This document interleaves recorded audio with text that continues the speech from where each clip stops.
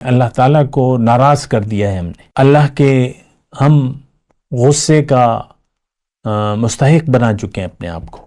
وَلَا تَطْغَوْا فَيَحِلَّ عَلَيْكُمْ غَضَبِي وَمَنْ يَحْلِلْ عَلَيْهِ غَضَبِي فَقَدْ هَوَى۔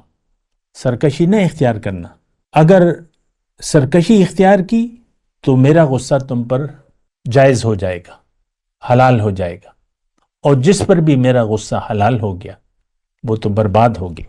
اللہ کی رضا عام طور پہ ہمارے لیے کوئی اہمیت نہیں رکھتی، ہم تو من چاہی زندگی گزار رہے ہیں اور دنیا کو ہم نے اپنے مدعا بنا لیا ہے، اور ہمارا اوڑھنا بچھونا جو ہے وہ دنیا ہی ہے۔ اپنے بارے میں سوچیں کہ آپ کی کیا مرضی ہے، آپ کیا چاہتے ہیں۔ دنیا تو آخرت کی تیاری کی جگہ کا نام ہے۔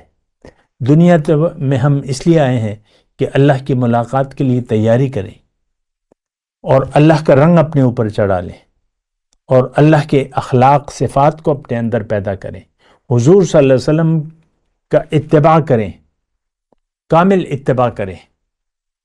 یہ ساری باتیں ہمارے لیے غیر اہم ہیں۔ تزکیہ نفس کریں، اپنے قلب کو قلب سلیم بنائیں، اپنے نفس کو نفس مطمئنہ بنائیں۔